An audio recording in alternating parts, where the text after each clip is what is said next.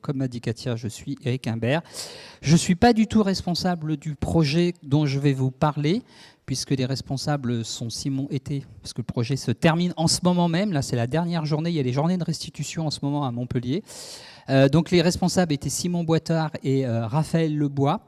Il manque un L, je ne sais pas pourquoi, donc qui bosse donc au CBGP à Montpellier. Donc c'est un projet, comme indiqué ici, financé par la région Occitanie, d'où mon beau t-shirt d'aujourd'hui, dans le cadre d'un appel qui s'appelait Biodivoc. Et pour information, il y aura un Biodivoc 2 qui va être lancé dans pas longtemps.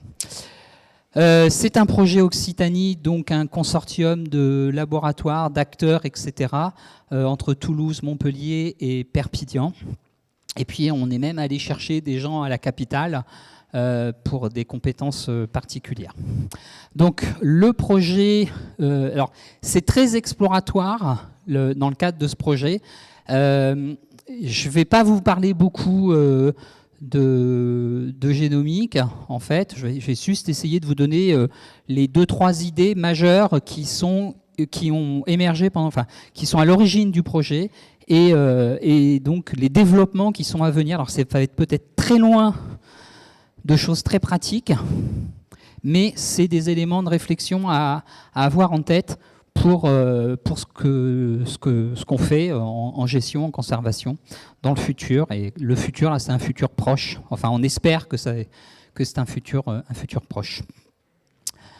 Alors, la question générale, une question qui nous préoccupe tous, c'est la dynamique démographique récente des populations. Donc, population végétale, animale, peu importe, vous allez voir. Ici, c'est plutôt végétal, au sens large. Alors, pour faire ça, on a des méthodes d'approche démographique classiques. Si je prends, par exemple, mon espèce fétiche, la centaurée de la Clappe, on compte les plantes en fleurs au moment de la floraison, et puis ça nous donne des suivis démographiques comme ça. Donc on voit le déclin continu de l'espèce. Il y a des bonnes et des mauvaises années, mais globalement ça décline. Donc l'avantage de cette méthode, c'est qu'elle n'est pas coûteuse. L'inconvénient, c'est qu'il faut aller sur le terrain. Et surtout, le gros inconvénient, c'est qu'on ne sait pas ce qui s'est passé avant. Donc là, le suivi a commencé en 1994, mais on n'a aucune idée de ce qui s'est passé avant. Comment c'était avant la dynamique des populations de cette espèce. Et là, on a des outils liés à la diversité génétique qui justement peuvent nous renseigner, c'est pas systématique, c'est potentiel, peuvent nous renseigner sur l'histoire démographique qu'il y a eu dans le passé. Alors bien sûr, cette diversité génétique, elle est aussi affectée par des phénomènes biologiques, écologiques présents, notamment le nombre de plantes qu'il y a dans votre population, sur les flux de gènes qui sont actuels, et puis ça nous renseigne aussi sur le futur de notre population. Mais là, ce qui va nous intéresser surtout, c'est le passé. Donc, ces approches indirectes, elles peuvent justement nous donner des informations, ou en tout cas on espère, sur ce qui s'est passé avant qu'on arrive. Alors voilà à quoi ça ressemble, cette question. Donc ici, vous avez le temps, là vous avez le passé, ici vous avez le présent. Nous, on est ici, à cette échelle ici, et puis vous avez des populations, enfin une espèce, ou des populations qui ont leur petite histoire. L'épaisseur du trait représente la taille des populations. Ici, on a un événement d'isolement, création d'une nouvelle population, donc cette petite population ici, qui est restée petite pendant très longtemps, jusqu'à aujourd'hui. Donc c'est une population isolée et de petite taille. Ici, ensuite, donc il s'est isolé de l'ensemble des autres populations que vous avez ici. Et puis là, vous avez un deuxième événement de séparation, avec création d'une autre population, vous voyez, qui est aussi restée stable au niveau de ses effectifs, de plus grande taille que celle-ci. Et puis une troisième population que vous avez ici, avec une réduction drastique des effectifs, pour une raison, peu importe, il y a plein de raisons pour que ça arrive, donc, qui constitue donc un bottleneck, une réduction des effectifs. Donc là, on a trois histoires différentes de ces populations, et on comprend intuitivement que la diversité génétique qu'on va observer et la distribution de la diversité génétique qu'on va observer dans ces populations ne va pas être la même dans ces différentes situations. Et à ça, on peut aussi rajouter le fait que nos populations échangent des gènes. Donc ça aussi, ça va. Donc échange des gènes, soit dans le passé soit dans le présent, souvent les deux. Ça aussi, ça va affecter bien sûr la distribution de la diversité génétique, à la fois ce qui se passe à l'intérieur des populations et puis aussi ce qui se passe entre nos populations. Alors comment, toujours avec des petits symboles, comment on peut faire? Là, on est toujours dans le présent, on échantillonne des plantes. Donc ça, c'est les génomes de mes plantes, donc leur information ADN, de préférence nucléaire. Mais avec les chloroplastiques, ça marche aussi, mais c'est mieux avec le nucléaire. Et puis, à partir des séquences, on va pouvoir reconstituer la généalogie des individus. Donc, on ne connaît pas qui est le papa, qui est la maman, mais à partir de l'information, on reconstruit les généalogies. Donc, sur la base des ressemblances, là, on a 2 individus bleus donc, qui se ressemblent beaucoup, 2 individus violets qui se ressemblent beaucoup, qui se ressemblent avec le rouge, etc., etc. Donc, à partir de cette reconstruction de généalogie, on a déjà une première information qui est la diversité actuelle dans nos populations, ce qui vous a été un peu présenté sur le cas des fritillaires. Et puis là aussi, on va pouvoir reconstruire le nombre d'ancêtres communs qu'on va avoir dans notre population, donc qui peut nous donner des informations sur l'histoire démographique passée. Et on va même pouvoir utiliser une autre source d'information qui est la longueur des branches ici, c'est-à-dire la quantité de divergence que j'ai entre mes paires d'individus ou mes paires d'ancêtres communs quand je prends cet individu, enfin ces individus excités. Donc ça, cette longueur des branches, elle va nous renseigner sur des durées de processus démographiques, réduction d'effectifs ou au contraire, explosion d'effectifs. Donc en gros, à partir de la généalogie des individus, je peux travailler sur la diversité actuelle, le nombre d'ancêtres communs, la longueur des branches, et tout ça permet potentiellement de reconstruire, d'avoir des informations sur l'histoire démographique passée des populations. Donc tout ça, c'est basé sur des méthodes d'inférence statistique que je ne maîtrise absolument pas, donc je ne vous en parlerai pas, avec une littérature très riche, très foisonnante et très, très ardu, ça, j'avoue que ça, c'est du dur. Donc notamment, il y a une des méthodes qu'on appelle l'ARG, l'Ancestral Recombination Graph, qui est la méthode qui permet de reconstituer ces généalogies et d'inférer les nombres d'ancêtres communs, etc. etc. Le souci de cette approche, c'est que les divergences que vous avez le long de vos branches ici, elles sont essentiellement associées à l'effet des...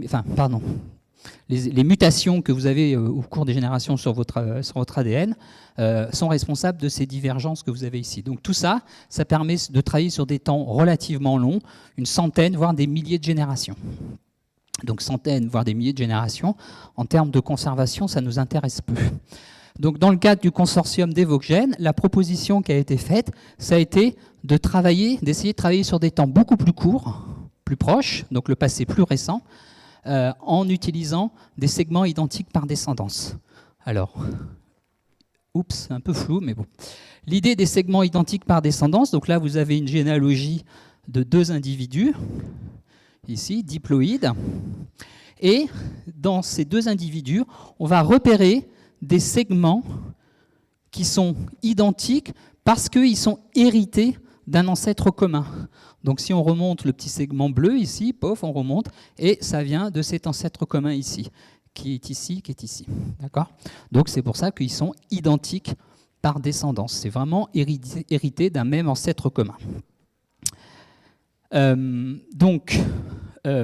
Bien entendu, ces segments identiques par descendance vont... La taille de ces segments va dépendre du nombre de générations que vous avez jusqu'à l'ancêtre commun, puisque ça dépend de la quantité de méiose, d'événements de fécondation qu'il y a eu. Et donc, en utilisant cette fois-ci non plus l'information qui est due à la mutation, mais l'information qui est due à la recombinaison, donc confère vos cours de génétique mendélienne avec les crossing over, etc. C'est exactement ça. Sur le principe de l'horloge de recombinaison, on peut déduire la longueur attendue des segments IBD entre 2 individus en fonction du nombre de générations, qui est un multiple de 2, de puissance 2, de puissance 4, puisqu'à chaque génération, c'est divisé. Donc voilà le principe de base. Et on comprend aussi intuitivement que la forme de cette courbe, longueur attendue en fonction du nombre de générations, va être impactée par les événements démographiques. Quand on est dans une population en expansion, en explosion démographique, eh bien, les individus vont être plus proches de leur ancêtre commun, donc les longueurs de segments vont être plus grandes que quand on a des populations en réduction d'effectifs. Alors pour faire ça, il a fallu développer une nouvelle méthode de séquençage qu'on appelle l'haplotagging. Haplotagging, parce qu'on va être capable de labelliser, de taguer, donc d'indexer l'information génétique qui vient du gamète paternel et l'information génétique qui vient du gamète maternel. Donc en fait, on va reconstruire l'information génétique qui vient d'une lignée versus l'information génétique qui vient d'une seconde lignée au sein du même individu. Voilà, donc c'est une méthode qui a été développée, voilà, je vais chercher, par des Allemands ici. Vous avez un petit graphique qui vous explique comment c'est fait, mais je pense que ce n'est pas la peine de chercher. Sachez, retenez juste que l'important, c'est qu'on est capable, avec cette méthode, de savoir, d'associer, de séparer les deux gamètes. Alors ça permet, donc là, pour ceux qui veulent savoir combien ça coûte, ben voilà, pour 400 individus, ça coûte à peu près 23 000 € la méthode, donc ça coûte moins cher que ce qu'on a entendu tout à l'heure. C'est une méthodologie, alors c'est encore en coût de développement en plus, donc ça va, le coût devrait diminuer normalement. Donc dans le cadre du projet, ben maintenant c'est quelque chose qu'on sait faire à Montpellier, à l'université de Montpellier, si ça intéresse des gens. Et voici un exemple d'une application de ce travail, donc toujours sur la centaurée de la Clappe. Je vous rappelle, la centaurée de la Clappe, espèce endémique du massif de la Clappe, 6 populations connues seulement.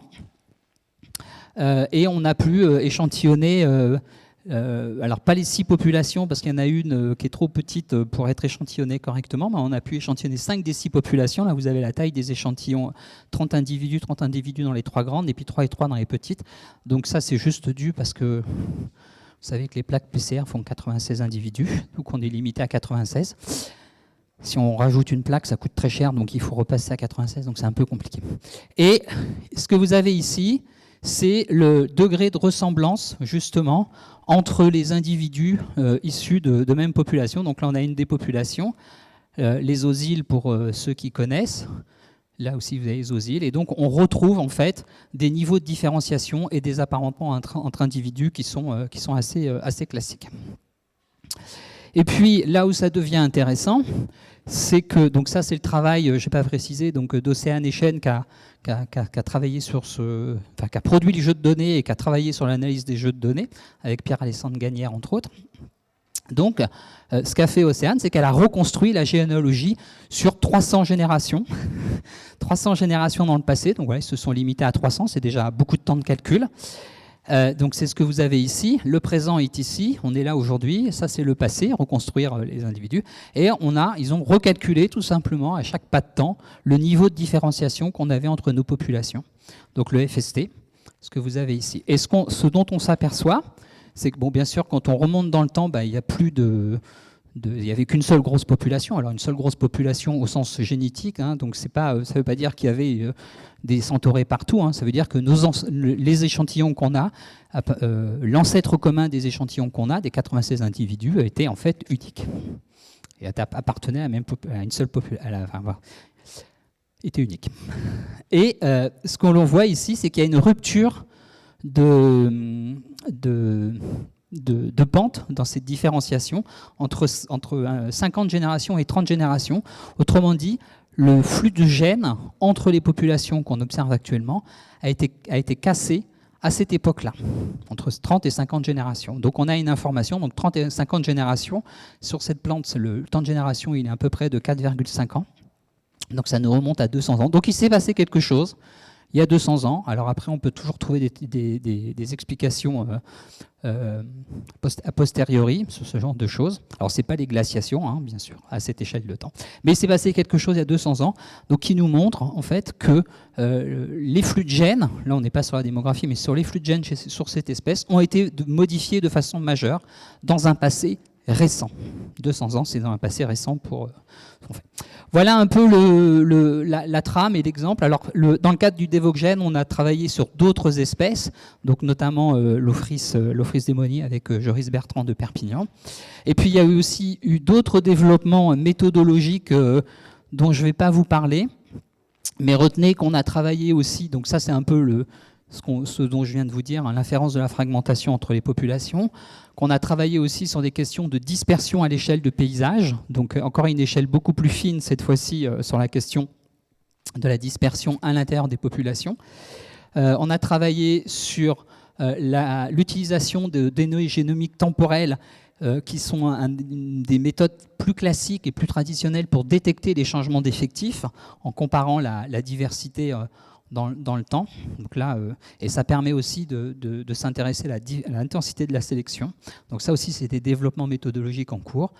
Et puis, encore une fois, les questions de changement, de réduction d'effectifs, etc. Voilà.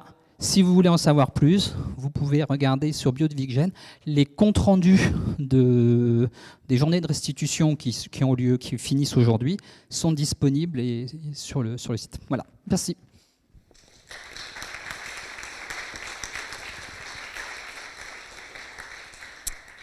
On va pouvoir prendre... Alors, mes questions, c'est sans doute... la centaurée de la clappe, c'est un cas un peu spécifique sur le type de reproduction, mais est-ce que ces approches, elles sont déclinables sur des plantes qui ont des durées de vie longues et qui se reproduisent plusieurs fois? Parce que du coup, calculer, remonter... Oui, c'est un petit peu plus compliqué. Oui, l'information que tu as, c'est de l'information en nombre de générations. Toujours, hein, quand tu fais de la génétique, c'est le nombre de générations qui compte. Donc...